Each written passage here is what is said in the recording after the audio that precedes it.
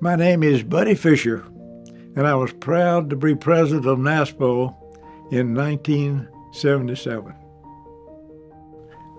Nearly all the people that I've known, not naturally there are exceptions, but nearly everybody I've known in state procurement, they were dedicated to their job and to the taxpayer and to doing the right thing at all times. But they were very positive in telling you if something shouldn't be this way or should be this way.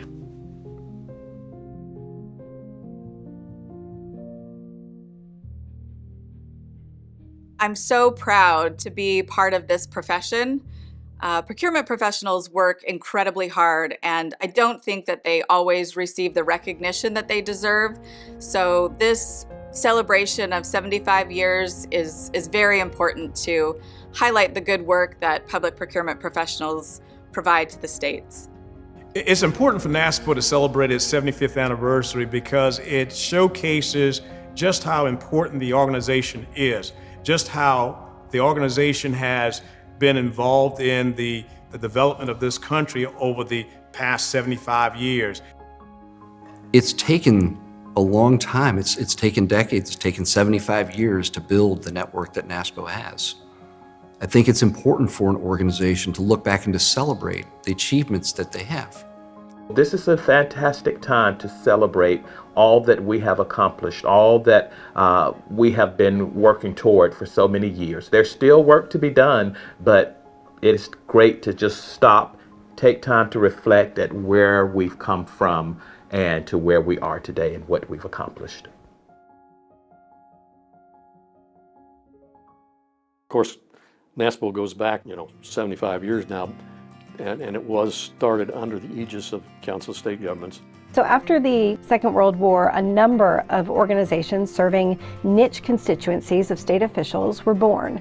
They were all born under the auspices of CSG, and we called them the affiliates. So they're their own organization serving their own state official constituency, in this case, procurement officials. And so in the 1947, NASPO was born. The NASPO staff consisted of 2 part-time employees who actually were employed by the Council of State Governments in Lexington, Kentucky. And they spent approximately half of their time doing administration for NASPO. And CSG provided staff support for the next, I think, almost 50 years. And so the relationship evolved, and the procurement officials got their legs, had best practices, a place to come together, and built a professional organization. And then in 1994, became an independent organization of CSG, but we continue to be strategic partners today. I started with NASPO in February of 2000.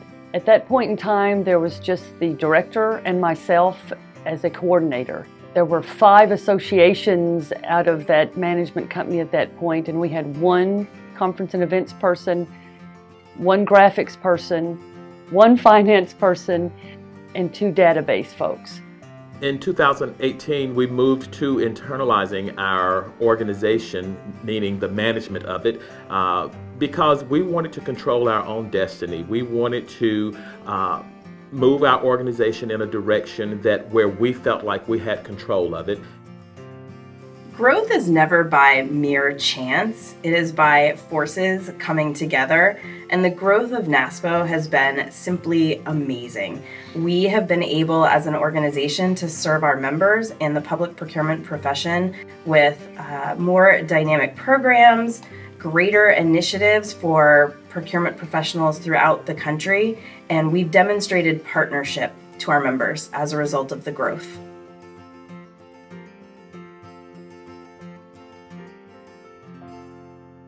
I can remember sitting together with a group of purchasing directors from the western states, and we were at a table on the veranda there at the Grove Park Inn, and we were just having a good discussion about our challenges. And one of the challenges that we had in the western states was outside of California, all of the western states are relatively smaller states with relatively small staff. And so we began having conversations about, would there be a possibility that we could work together and maybe have one state lead a cooperative purchasing that we could all participate in and be able to stretch our staffs and our purchasing leverage. And that was really when we first started together as Western states talking about cooperative purchasing at the Grove Park Inn in Asheville, North Carolina at a NASPO conference. And after about 10 years, when I joined the organization, WSCA contracts were used all across the country by states, by cities, counties, higher education, public education, service districts, and we were saving our states millions of dollars through volume discount pricing. To bring about this level of growth, internalizing of the core functions, creating a strong, robust staff that would be committed to this, building a brand that would forever resonate among not just staff, but others throughout the membership. It was an exciting time. We recognized that eventually we would lose the WSCA name because we wanted it to have more of a national impact. And then we went through a process to determine really what do we want to call this. It was the value point for the entire country. That's how the name Value Point derived.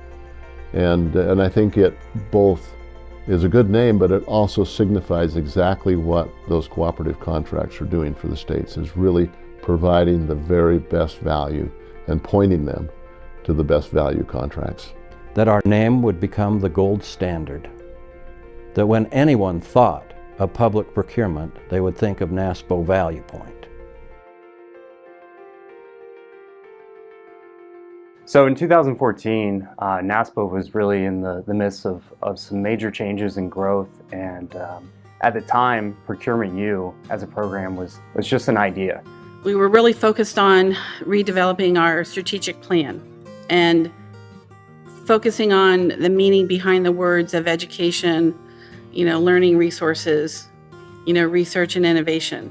So they had the idea of Procurement U as this all-encompassing educational program that would have courses and certification prep and publications, all supporting state procurement and central procurement office in particular. It really was about focusing on our members and providing educational opportunities, but also investing and engaging the procurement professional of tomorrow. So we launched our first online course in early 2016. And we started and we put it in the LMS, and the first few weeks we had a few people take it, but we were still trying to explain and get the word out of what Procurement U even was. And so it was a little slow at the start, but we had our first course out. That's really, I'd say, where it all began, was just a concept, a dream, and working with our academic partners that we have today. And where do we start? I never could have imagined that we would get to the point where we had so many courses and we had them available for free to over 12,000 users in our LMS. So I think it's amazing, and I think we're only going to continue to grow Procurement U and just the impact that NASPO has on the profession.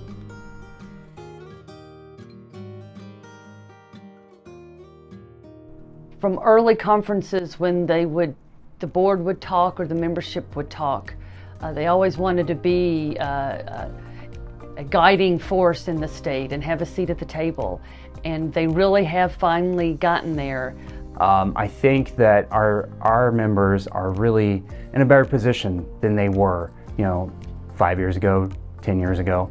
When we talk about other strategic partners, we've been very fortunate to make connections with NGA, National Governors Association, National Conference of State Legislators, Conference of State Government, and we are engaging others. So once again, it's important to make those connections, to build those relationships, because what we share in common is there's some aspect of procurement in all of our activities. When you think about all the money that is going through the state procurement office for purchasing goods and services that the state needs, They need to be at the table when emergencies and other situations are happening, and they also need to be at the table for planning so they are aware of what they need to do in the future and can make better decisions.